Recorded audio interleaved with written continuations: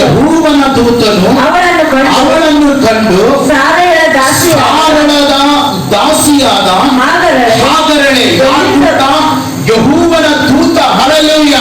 ಯಾಕೆ ಯೆಹೋವನ ದೂತ ಈಕೆ ಭೇಟಿ ಆಗ್ಬೇಕು?